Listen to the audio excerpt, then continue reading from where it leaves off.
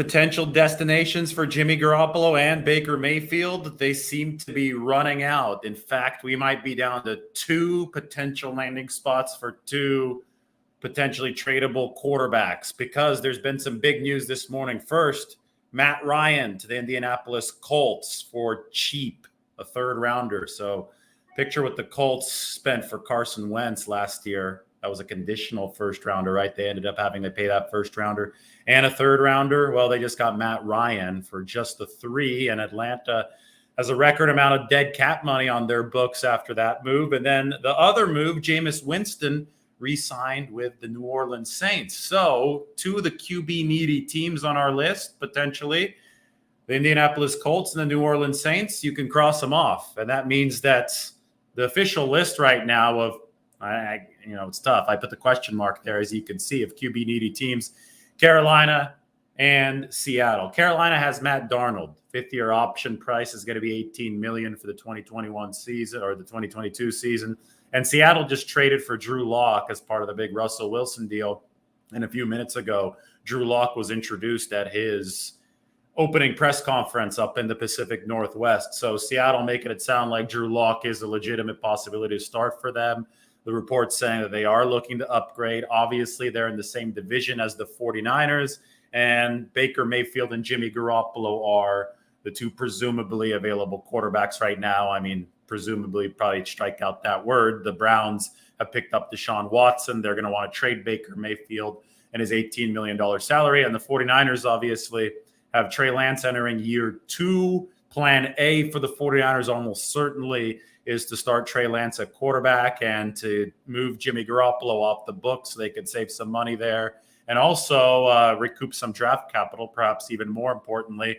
But so far, they haven't had any finalization on that front. Now, report from Pro Football Talk this morning came out saying that John Lynch has been going around saying that he has a team willing to spend 2 second-rounders on Jimmy Garoppolo. From that account, I don't usually follow it for my 49ers quarterback views. I mean, they also try to tell me that Mac Jones was the 49ers surefire pick, that even after the 49ers drafted, there'd be no way that they would keep Jimmy Garoppolo. I mean, it's been wrong on so many different accounts from the 49ers. So I saw that this morning. I'm like, I'm not going to even tweet about it. And I probably even shouldn't be talking about it because 2 second-round picks at this point in this market, well, Matt Ryan just cost the 3rd-round pick, right, for the Indianapolis Colts coming over for the Falcons. So that wouldn't make any sense. I'll stand by what I said at the very start of this. I think in trading Jimmy Garoppolo, the 49ers most likely and will be best suited to arrange a trade that involves a conditional pick because the injuries for Jimmy Garoppolo on a conditional pick, you set a certain amount of games to play in the 2022 season. And if he meets that threshold, kind of like the Wentz deal with the Colts last year, you would, pay the higher price. And obviously the pick would not come back the 49ers way until 2023. But I think they're okay with that, given the fact that they don't think this draft is particularly top heavy. So anyway, there's going to be rumors up the wazoo on this whole thing. And it's important not to click on every single one or talk about every single one. That one just happened to come out today, so I addressed it as far as potential trade price. But the bottom line is right now you have 2 QB-needy teams, at least on paper, and you have 2 quarterbacks who have extensive starting experience or still unmoved. Both of them who have undergone shoulder surgeries, and Jimmy Garoppolo and Baker Mayfield. Garoppolo's obviously more recently. And Diana Rossino of ESPN just came out and said that the Colts were concerned not about the recovery timeline or the recovery prospects of Jimmy Garoppolo, but more about the timeline itself. So, I mean, we talked about this a lot. It was a surgery on the capsule ligament, which was partially torn for Jimmy Garoppolo. And that surgery has a really high success rate. You're going to, in almost every single instance, see the player return, see the quarterback able to throw passes down the road. So that's not a concern for these teams. But for the Indianapolis Colts, who have said they want to go hard this offseason, they want to have a legitimate OTA period. I mean, they have a ready-made roster. They just needed to plug that quarterback in. For Chris Ballard, their GM, it was really important to get a quarterback in there who would be available in OTAs. And Garoppolo is obviously not going to be available in OTAs since he's not going to be recovered from that shoulder surgery until late June at the earliest, probably late June, early July. So, I mean, there was all this talk. I mean, this is about another example of we don't know anything. So a lot of the speculation is not really worth much, but everybody was talking about Deshaun Watson going to either the Falcons or the Saints, right? There was, in fact, slam dunk confirmation, according to some people, even people with blue check marks on Twitter, who have since deactivated their accounts because they were wrong about that. So we didn't know anything about that because Deshaun Watson last minute went to Cleveland. Then there were so many people that were certain that Baker Mayfield would be the next quarterback for the Colts after that move was consummated. Well, in comes Matt Ryan. The Colts swoop in and they get Matt Ryan from the Atlanta Falcons in his upper 30s in a move that cost the Falcons, I think, it's either $40.7 million in dead money, or if that roster bonus as part of this trade gets picked up by the Indianapolis Colts, it will be like $33 million in dead money. Still an absurd amount of dead money, which, with the Falcons who, these guys seem to be going into total rebuild mode at this point. So I think that you look at the Carolina Panthers and the Seattle Seahawks, who also might be in rebuild mode. Who knows what they're trying to do up there in Seattle? To me, it seems like it is all the draft picks that they're stockpiling. But from a financial perspective of being able to pick up a bigger quarterback contract, those are the two teams that are probably better suited to do it. And obviously, you got Mayfield coming in at $18 million on the fifth-year option price, and Garoppolo at about $25 or $26 million at the price of his contract in the final year of it. So the musical chairs are running out, and all of this leads me to pose the question, and obviously this has been on the table the whole time, but more like plan D, probably more like a plan that's way further down the list. What are the chances that Jimmy Garoppolo will make it to 49ers training camp? Obviously, as a member of the 49ers, I think they're obviously higher now than they were before, but it's time to start talking about this as a real possibility in case. Here's the problem. The Colts, according to ESPN's Diana Rossini, the reason they were spooked from Jimmy Garoppolo is that they wanted their quarterback to be at OTAs, participating at OTAs. The preparation for that position for them, for Chris Ballard, old school guy, was sacred. They think that they're contenders. They think that they need to milk every single minute out of this offseason. So Jimmy Garoppolo not being available for OTAs was a big problem for the Indianapolis Colts. Now, I think that's going to vary in importance from team to team. So say that all 32 teams were quizzed about what's the importance of your starting quarterback being at OTAs. I think some teams, they would say it's not as important if you gave them some truth serum. Other teams like the Colts would obviously say it's extremely, extremely important. So out of the 32 teams, you'd probably have a sample that was a little bit mixed. And the 49ers, if they were able to deal with all 32 teams, would say, hey, Jimmy Garoppolo came in 2017 and he had less than a month to prepare. And then he went 5-0 as the starter and played really good football. So this guy could learn on the bench. You'd be able to sell that if you had a larger market. But the problem with a shrinking market is that now, okay, what we're saying, maybe only two teams left. Maybe there's a mystery team, who knows? But assuming there are only two teams left, there's a much higher chance that both of those two teams are going to be much more rigid on the OTA front, just like the Colts were last year, or just like the Colts are right now, right? So it's a game of probability.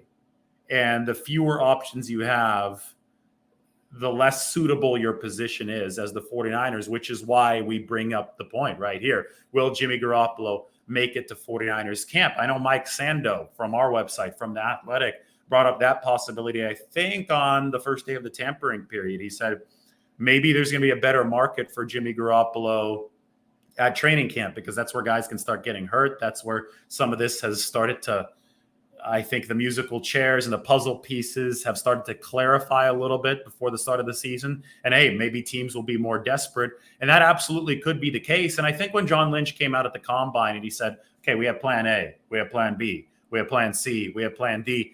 Obviously, one of those plans, I think Lynch even might have said it. I don't know what the exact words were without looking at them. But he said, Jimmy's part of us right now. And until that changes, He's still the quarterback for the 49ers, and we're going to treat that situation as such, but we are open to trading him. Well, if he listed plan A, plan B, plan C, plan D without details, I think it's fair to bet that one of those plans involved carrying Jimmy Garoppolo all the way until training camp or maybe even beyond. Who knows? But if the 49ers had already carved out room to carry him onto the new league year roster, which they did last Wednesday, then they obviously have carved out room to carry him for longer than that. The first development that they wanted to see was that Deshaun Watson trade. And now we still have similar dynamics, except the shrinking pool as the immediate aftermath of that trade, because Matt Ryan has now moved.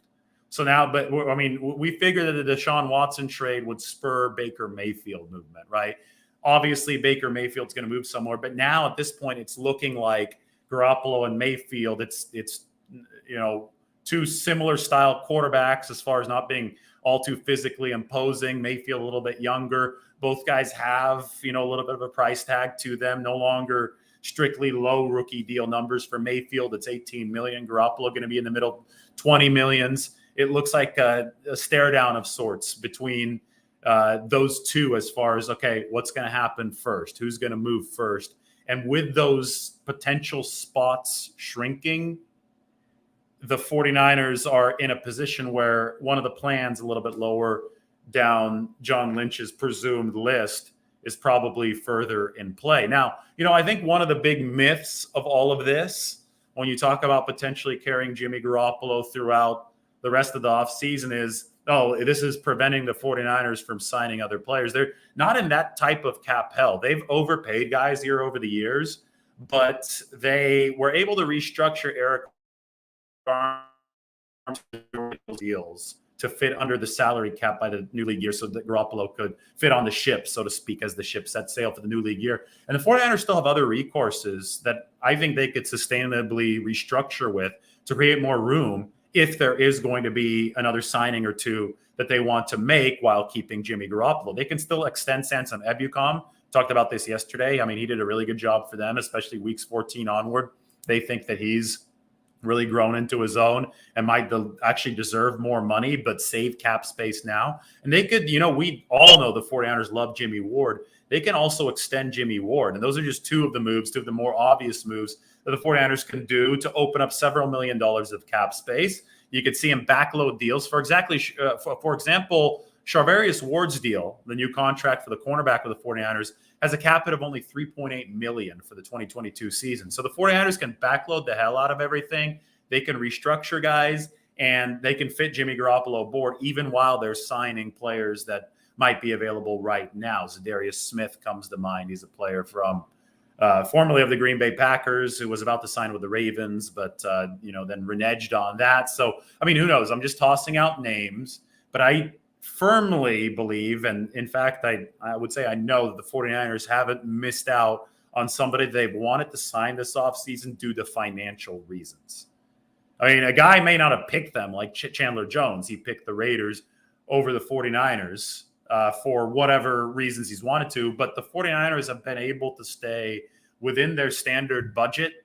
And that budget, for example, is probably no more than $8 million for a defensive tackle or no more than $10 million for a guard, which is why DJ Jones and Laken Tomlinson respectively left. The 49ers have been able to stay within those budgets, and they still can free up more room to fit guys. And because the salary cap is expected to go up a factor, I think $17 million per season is the calculation that I made in my salary cap piece, given the NFL's new media deals. The average increase every season had been $10 million.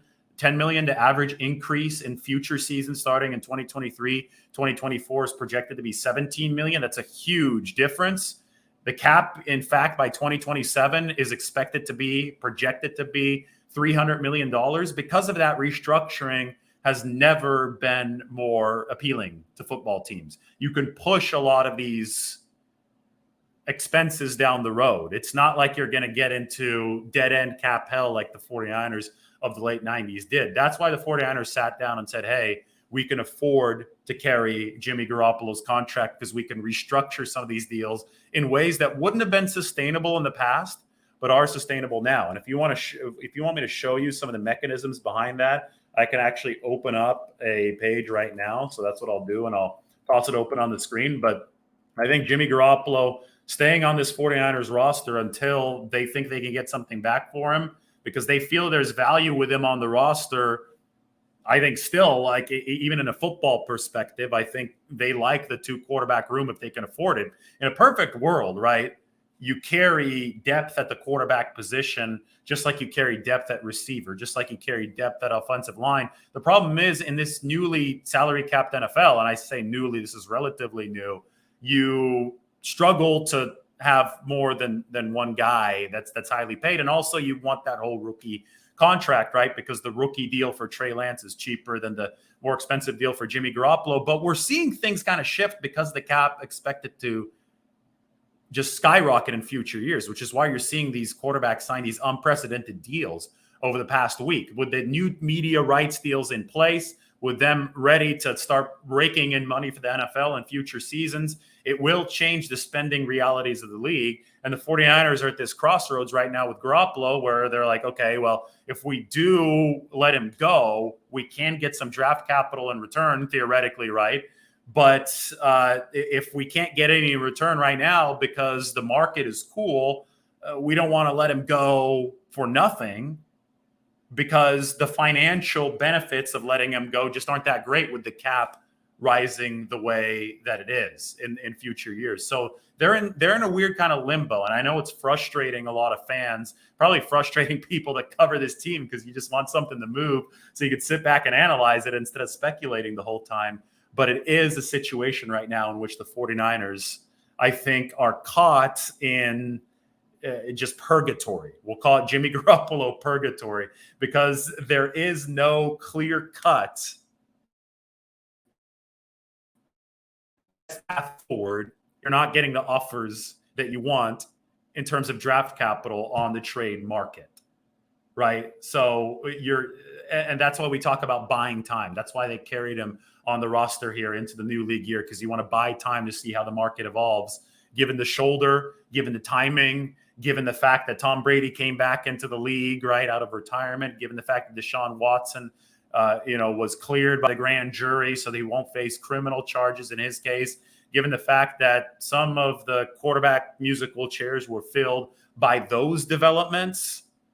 We now look at the Jimmy Garoppolo situation and we see the shrinking market. And obviously the shoulder surgery came in a few weeks ago during the NFL Combine, and you find the 49ers in the purgatory that I'm talking about. All right, so let's pop open some of the finances here, take a look at them. I see like 349 questions. I don't even have that open right now, so bear with me. Maybe I'll look at a couple of them, but it seems to be popping off today because of this news, which people are, I wouldn't say intrigued by. People are probably really frustrated by if they're 49ers fans looking at this. But, I mean, we got quarterback movement around the entire National Football League at an unprecedented rate this offseason. So I'm sure we got some Carolina fans in here, some Colts fans in here who, Matt Ryan has been a dependable quarterback throughout his career. He is at the end of the leash there. But the Indianapolis Colts were just looking for somebody who was healthy, who would be able to plug in right away. And I think that's probably what they got for a good price. You have to commend them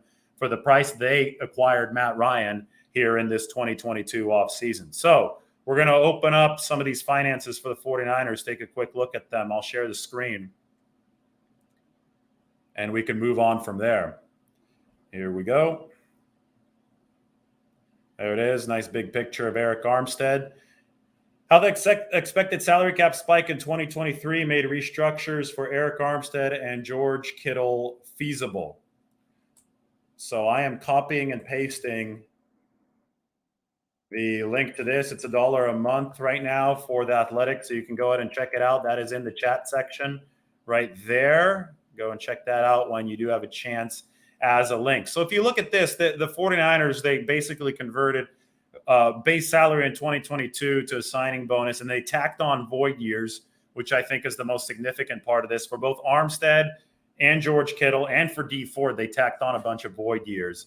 But it just means that they're not going to face the massive salary cap payments that are associated with the money they've already paid out to these players until much further down the road. For George Kittle, it doesn't look like they're going to have to pay anything, as far as the tax that they incurred on themselves until 2026, as you could see in this.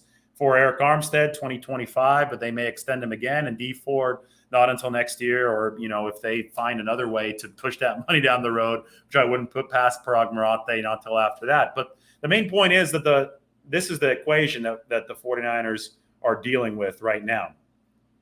Jason Fitzgerald from Over the Cap does a great job, and I'm going to make this a bit bigger on the screen. But the league's last media deal took effect in 2014. And prior to 2014, the league's revenue had been growing about 4% annually. When the new deals took hold, the league's revenue shot up to 11.4% growth annually. Now, what we have to remember is that the salary cap is tied to revenue. So an increase from 4% to 11.4% is humongous, gargantuan. And that's why we saw the salary cap start to spike at the end of the last decade. And it's, people consider 10 million per year of growth in the salary cap to be a mind-boggling amount. So when people thought that 10 million per year was a mind-boggling amount, consider what at least 17 million per year in growth will be. And that's what's going to happen here with these television deals expected to bring in $110 billion of revenue for the National Football League. Fitzgerald on Over the Cap expects a salary cap in the range of $260 million by 2024. And by 2027, he expects it to reach $300 million. So $7 million annual increase pays for all of the 49ers restructures this year and then some, because they only cost $5.6 million annually. So the point is that you're seeing restructuring at absurd levels, or previously thought to be absurd levels, happening around the league now. I mean, the Falcons are willing to $40 million of dead money here with Matt Ryan's deal, which is a record. And that's because the Falcons are confident that they're going to be able to restructure deals, get under the cap, and just kick all those payments into the future. You're able to manipulate the salary cap right now like never before because of how rich the NFL is getting with these deals moving forward. And that all ties in how with the 49ers? Well, that ties in with Jimmy Garoppolo potentially making it all the way to training camp or even beyond with this team. Because unless the 49ers get draft capital in return, the 49ers are going to be sitting there and be like, well, we're just going to push all the expenses moving into the future. And right now, in a cool trade market, because of the dynamics that we've talked about, getting that potential draft capital in return doesn't seem to be something that is happening for the 49ers. Now, Lynch is sitting there right now, and Lynch is talking about, hey, he's saying, I think, you look at the Pro Football Talk report today, and it said that Lynch is going around telling teams that there are 2 second-round picks on the table for Jimmy Garoppolo. I think the only way that is potentially possible is if it's Carolina offering the picks, including Sam Darnold. And that would mean that the 49ers would have to ship off Jimmy Garoppolo to the Panthers. And this is all theoretical right now, hypothetical stuff right now coming from me. But they would be forced to absorb Sam Darnold in that contract, and that's $18 million guaranteed. Can't just cut him, just can't, you'd be forced to take on that burden. And at that point, the 49ers will be like, well, do we really want Darnold? They might be trying to get a better deal.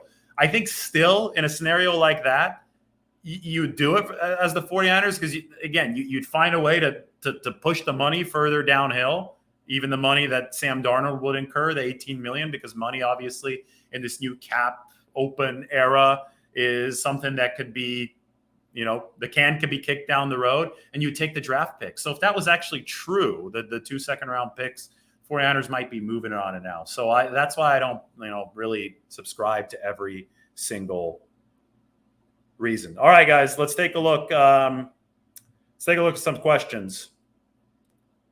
David, you promised Jimmy would be traded after Watson. Well, looks like that was true, right? Watson did get traded before Jimmy Garoppolo. I never said, Jimmy Garoppolo is going to be traded right after Deshaun Watson. I said there's going to be an impasse. We're not going to be able to see the market until after Deshaun Watson gets traded. And obviously that was true. I think that was elementary stuff. You had to wait for Deshaun Watson to get traded for anything, including Matt Ryan to the Colts to happen. Baker Mayfield had to wait for Watson to get traded to see what his future would be. He's obviously not going to be on the Browns anymore. and Jimmy Garoppolo is in a similar boat. Now that Watson has been traded, the market can potentially start moving. The problem is that it started moving and Jimmy Garoppolo still hasn't been traded with it. I didn't guarantee anything past that. I've been saying the whole time, this has been unpredictable as hell. We've had a couple curveballs probably thrown into the market with, I don't know, Brady.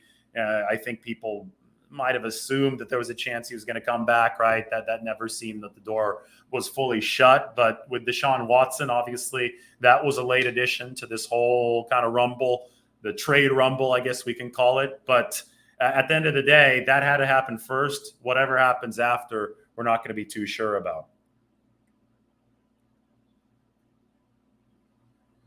Mike asked, does Jimmy's camp go public asking for his release? That's a good question. And that all depends on what Jimmy Garoppolo wants. If Jimmy Garoppolo wants to stay with the 49ers, then they don't go public asking for his release. If he just wants to sit there and he thinks, oh, maybe I'll be in a better situation either with the 49ers or because, he likes some of his teammates, right? And he's under a contract that he likes with the 49ers. Or he gets traded in camp to a place where he thinks that, his destinations might potentially be better than what the 49ers could get in a fire sale now. Well, then Jimmy Garoppolo won't ask for his release. But if Jimmy Garoppolo, sees a potential to sign somewhere, at a spot where a trade won't happen, then yes, they can ask for his release. That is a logical next possibility. But I think that at this point, we're still waiting. I think that, obviously with the Baker Mayfield and Jimmy Garoppolo dynamic, until that's firmly solved, so assuming that Baker Mayfield gets traded somewhere first, and then the remaining team, you have Mayfield, Garoppolo, Seattle, Carolina, right? In the simplest terms, it's 2-2 right there. If Mayfield goes somewhere, so say he goes to Seattle, and then Carolina, Garoppolo, that is when a potential Jimmy Garoppolo release request would happen. And if that did happen, then you'd be looking at the 49ers having to eat, $7.5 million in short-term injury guarantee money if they did have to release Jimmy Garoppolo sooner rather than later. And if Garoppolo signed for more than $7.5 million somewhere else, that would be offset and rebated to them on the next cap. Again, I just spent a whole bunch of time talking about how the cap might not be the biggest concern here for the 49ers based on all the calculations that I've done. I think they really just want that draft compensation in return because that's, what they spent to acquire Trey Lance at number 3. And that's what they want to recoup now that they have both Lance and Jimmy Garoppolo. The 49ers overplaying their hands. A lot of people are saying this, but do we know what they were ever offered this year for Jimmy Garoppolo, especially after the shoulder surgery? You can only say they're overplaying their hand if they were actually offered a decent hand and then they decided not to play that hand, right? They thought that they could sit around and ask for more. Now, according to the Pro Football Talk report, of course, yeah, they overplayed their hand. 2 second-round picks. They didn't take that. That's their loss. But I don't know about the veracity of some of these reports. Matt Ryan just went for a 3rd-round pick. So how much have the 49ers actually been offered for Jimmy Garoppolo, if anything, considering the fact that he's coming off that shoulder surgery? The day that the shoulder surgery happened at the Combine, we said, hey, this is a fairly straightforward surgery, but A, what will the medical due diligence of these teams be? That's a wild card in this situation. And B, how badly will any particular team want Jimmy Garoppolo to actually participate in their offseason program? And we just found out, again, through Diana Rossini at ESPN, that the Colts really wanted Jimmy Garoppolo to be able to participate in the offseason program, and he couldn't, and Matt Ryan can, and therefore Matt Ryan is, headed in that trade to Indianapolis, and who knows what they ever offered for Jimmy Garoppolo. So it's one of those situations where we really don't know. You could say they overplayed their hand, but it could be that they were sitting on nothing this whole time. And that's why we keep on saying that this market is unpredictable. And in an unpredictable market, you could be sitting on nothing and then have somebody swoop in with something, which is why you try to maintain as much option power as you can get, especially if that option power is financially affordable.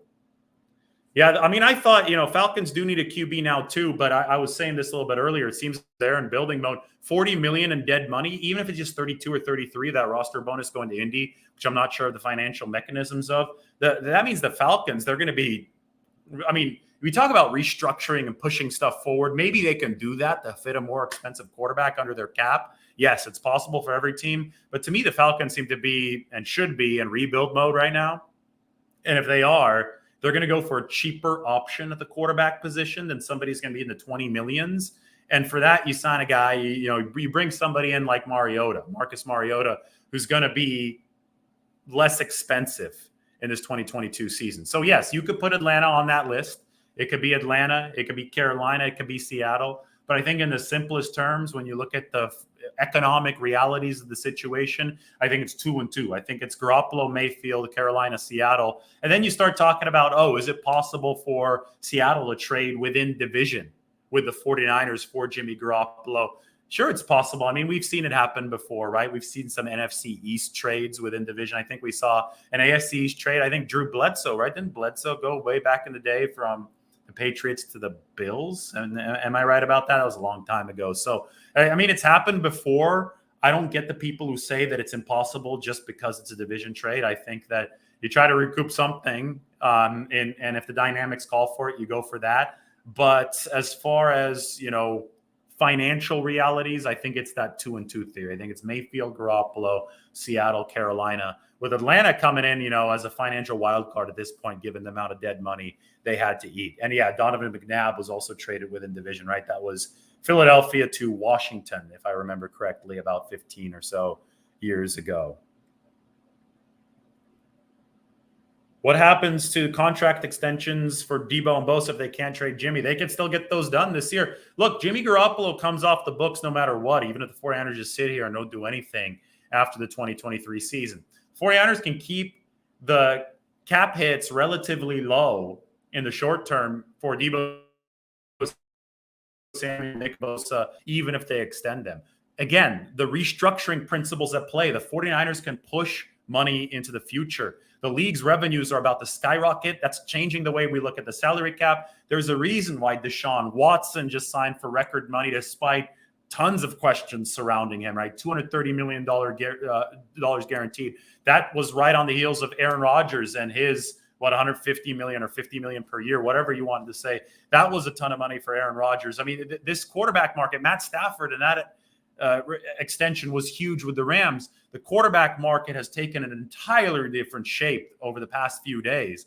And that's because these teams see the financial opportunities ahead of them, and they're willing to, start doing that business right now with the revenue set to skyrocket and the salary cap expected to be tied with that due to CBA rules. So you can push money into the future. That's what these teams are doing with these quarterback deals. That's what the 49ers will do if they still keep Jimmy Garoppolo but have to sign Debo Samuel, Nick Bosa. And at the end of the day, if they feel they can do that financially, then I don't think they would mind starting a competition, actual legitimate competition this year in training camp with Trey Lance in year 2. It's just that they would prefer, as plan A, to get draft capital back for Jimmy Garoppolo, right? So, a lot of the times you look at situations like these and people look at them in such black or white fashion and they're like, the 49ers are getting completely screwed right now with Jimmy Garoppolo lugging, down the ship with his contract. But there's way more gray area right now. If you understand the financials of the league and that cap space just exploding moving forward, financially the team could swing it. It's just that, of course, they would rather be able to get picks for Garoppolo. And that's what they're not able to get right now. So are the 49ers in an optimal situation right now? Is this exactly what they wanted to have happen? No. They broadcast plan A very clearly when Jimmy Garoppolo broadcasted himself, I think, when he said goodbye to 49ers fans at the end of the season. But B, at the combine, John Lynch made plan A very clear. They want Trey Lance to be the guy. He's actively was shopping Jimmy Garoppolo. But just because plan A hasn't hit, does that mean that the 49ers are completely screwed? No, it's not one or the other. There are gradients here. You go plan A, B, C, D, E, F. I don't know where the 49ers are exactly because they're not going to divulge the exact plan, and they realize these situations are going to be fluid. But plan B, plan C may not be the least attractive things for the 49ers right now. It doesn't necessarily mean they're going to go 4-12 or I guess 4-13 next season. It just means that they're carrying a larger financial weight and having to play more intense financial gymnastics, which are entirely possible right now to make all this work moving forward. Breaking: Subway trades 3 first-round picks for Jimmy. That'd be good for the 49ers, wouldn't it? Well, I mean, this is the biggest reason why the 49ers went out and traded up to number 3, because they weren't confident in Jimmy Garoppolo's health from a year-in, year-out basis. But at this point, you have Lance. At this point, you have insurance at the quarterback position, right? You're deep at the quarterback position. And obviously, the 49ers really liked that in the 2021 season. So you're no longer hanging under a cloud. I mean, if you can afford Garoppolo and you're not getting a return for him, what does it hurt to have him on the roster? He's not a cancer on the team like Baker Mayfield might have been or would be for the Browns if he stayed there with Deshaun Watson. He conducted himself and, by all accounts in a great manner this past year. So what exactly is the threat of having Jimmy Garoppolo on the roster? It's like you have more depth at the quarterback position. You let everybody compete like you always would, especially since Trey Lance now is no longer this first-year rookie. He's got some time under his belt. So it's not like the 49ers are under some kind of cloud anymore. You're under the cloud when Jimmy Garoppolo can get hurt and Nick Mullins or CJ Beathard are your subsequent options. But now I would hope after you spent all that on Trey Lance that you have some more ability in that room, right? And there's nothing wrong with a deeper quarterback room. So I think that's what John Lynch was getting at when he was saying, Jimmy's still part of us and we're happy about that. The 49ers have long, for months, not options at the quarterback position. And if they can afford those options, well, they're going to move forward with them. All right, guys. Everybody subscribe to the channel. I've answered some questions. I think I've gone through all the possibilities. Appreciate everybody. I know that I think we had like 1,000 comments on this one. They're coming in really, really quickly. So just wanted to touch all the bases here. We set a record for viewership. I'll be back on talking a little bit more later.